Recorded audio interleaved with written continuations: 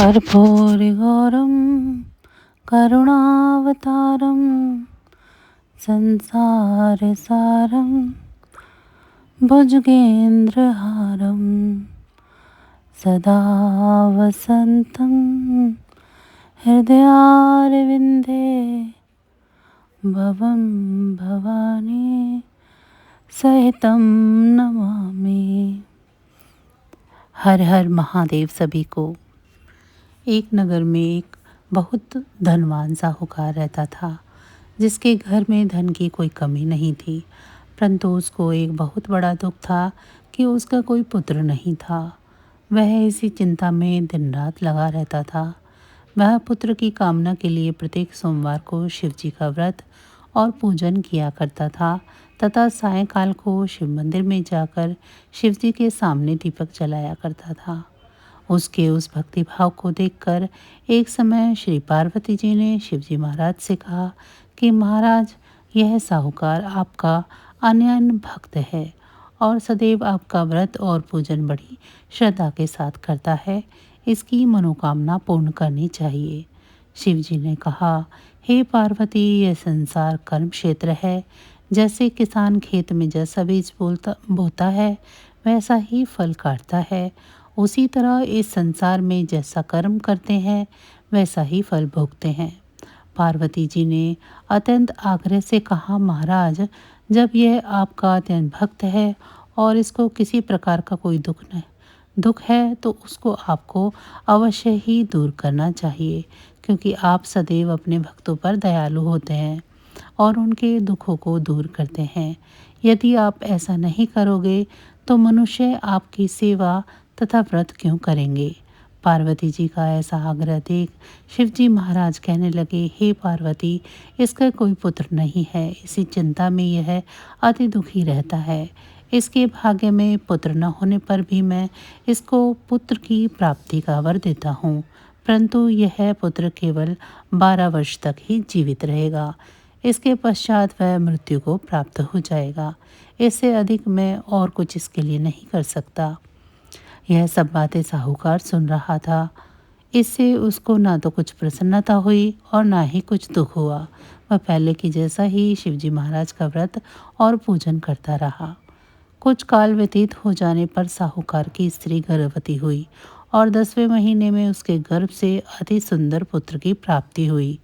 साहूकार के घर में बहुत खुशियां मनाई गई, परंतु साहूकार ने उसकी केवल 12 वर्ष की आयु जानकर अधिक प्रसन्नता प्रकट नहीं की और न ही किसी को भेद ही बताया। जब वह बालक 11 वर्ष का हो गया तो उस बालक की माता ने उसके पिता से विवाह आदि के लिए कहा, तो वह साहूकार कहने लगा कि अभी मैं इसका विवाह नहीं करूँगा, अपने पुत्र को काशी जी पढ़ने के लिए भेजूँगा। फिर साहूकार ने अपने सारे अर्थात बालक के मामा को बुलाकर उनको बहुत सारा धन देकर कहा, तुम इस बालक को काशी जी पढ़ने के लिए ले जाओ और रास्ते में जिस स्थान पर भी जाओ यज्ञ तथा ब्राह्मणों को भोजन कराते जाओ। वह मामा भांजे दोनों यज्ञ करते और ब्राह्मणों को भोजन कराते जा रहे थे। रास्ते में उनको एक शहर पड़ा। उस शहर में राजा की कन्या का विवाह था और दूसरे राजा का लड़का जो विवाह कराने के लिए बारात लेकर आया था वह एक आंख से काना था। उसके पिता को इस बात की बड़ी चिंता थी कि कहीं वर को देखकर कन्या के माता पिता विवाह में किसी प्रकार की अड़चन न पैदा कर दें। इस कारण जब उसने अति सुंदर सेठ के लड़के को देखा तो मन में विचार किया, क्यों ना दरवाजे के समय इस लड़के को ही वर का काम करा लिया जाए। ऐसा विचार कर वर के पिता ने उस लड़के और मामा से बात की तो वे राजी हो गए। फिर उस लड़के को वर के कपड़े पहना तथा घोड़ी पर चढ़ा दरवाजे पर ले गए और सब कार्य प्रसन्नता पूर्वक पूर्ण हो गया। फिर वर के पिता ने सोचा कि यदि विवाह कार्य भी इसी लड़के से करा लिया जाए तो क्या बुराई है। ऐसा विचार कर लड़के और उसके मामा से कहा, यदि आप फेरों का और कन्यादान का काम भी करा दें तो आपकी बड़ी कृपा होगी और मैं इसके बदले आपको बहुत सारा धन दूंगा। तो उन्होंने स्वीकार कर लिया और विवाह कार्य भी अच्छी तरह से संपन्न हो गया। परंतु जिस समय लड़का जाने लगा तो उसने राजकुमारी के चुन्नी के पल्ले पर लिख दिया कि तेरा विवाह तो मेरे साथ हुआ है, परंतु जिस राजकुमार के साथ तुमको भेजेंगे वह एक आंख से काना है और मैं तो काशी जी पढ़ने जा रहा हूँ। लड़के के जाने के पश्चात उस राजकुमारी ने जब अपनी चुनरी के पल्ले पर ऐसा लिखा हुआ पाया तो उसने राजकुमार के साथ जाने से मना कर दिया और कहा कि यह मेरा पति नहीं है। मेरा विवाह इसके साथ नहीं हुआ है। जिसके साथ हुआ है वो तो काशी जी पढ़ने गया है। राजकुमारी के माता पिता ने अपनी कन्या को विदा नहीं किया और बारात वापस चली गई। इधर सेठ का लड़का और उसका मामा काशी जी पहुंच गए। वहां जाकर उन्होंने यज्ञ करना और लड़के ने पढ़ना शुरू कर दिया। जब लड़के की आयु 12 साल की हो गई उस दिन उन्होंने यज्ञ रच रखा था कि लड़के ने अपने मामा से कहा, मामा जी आज मेरी तबीयत कुछ ठीक नहीं है। मामा ने कहा कि अंदर जाकर थोड़ी देर सो जाओ। लड़का अंदर जाकर सो गया और थोड़ी देर में ही उसके प्राण निकल गए। जब उसके मामा ने आकर देखा कि वह मुर्दा पड़ा है तो उनको बहुत दुख हुआ और उन्होंने सोचा कि अगर मैं अभी से रोना पीटना मचा दूंगा तो यज्ञ का कार्य अधूरा रह जाएगा। अतः उसने जल्दी से यज्ञ का कार्य समाप्त कर ब्राह्मणों के जाने के बाद रोना पीटना आरंभ कर दिया। संयोगवश उसी समय शिव पार्वती उधर से जा रहे थे।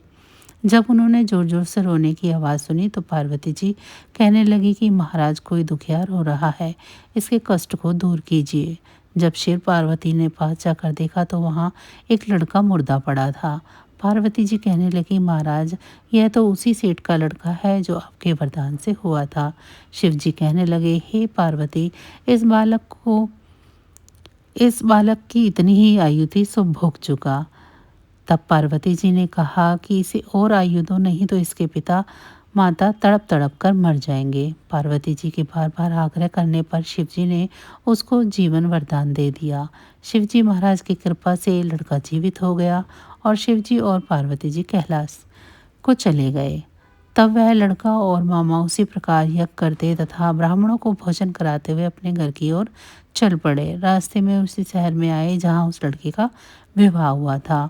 वहां पर आकर उन्होंने यज्ञ करना आरंभ कर दिया तो उस लड़के के ससुर ने उनको पहचान लिया और अपने महल में ले जाकर बड़ी खातिर के साथ उनका स्वागत किया और आदरपूर्वक अपनी लड़की और जमाई को विदा किया। जब वह अपने शहर के निकट आए तो मामा ने कहा कि मैं पहले तुम्हारे घर जाकर पता कर आता हूँ। जब उस लड़के का मामा घर पहुंचा तो लड़के के माता पिता घर की छत पर बैठे हुए थे और यह प्रण कर रखा था कि यदि हमारा पुत्र सकुशल लौट आया तो हम राजी खुशी नीचे आ जाएंगे, नहीं तो छत से गिरकर अपने प्राण खो देंगे।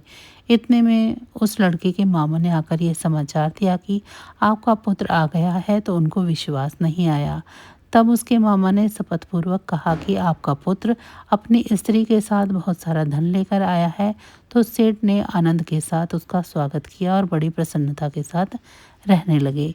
इसी प्रकार जो कोई भी सोमवार के व्रत को धारण करता है अथवा इसकी कथा को पढ़ता या सुनता है उसकी समस्त मनोकामनाएं पूरी होती हैं। तो बस आज की जानकारी इतनी ही थी। फिर मिलेंगे हम आपको ऐसी ही किसी अन्य जानकारी के साथ अगली वीडियो में।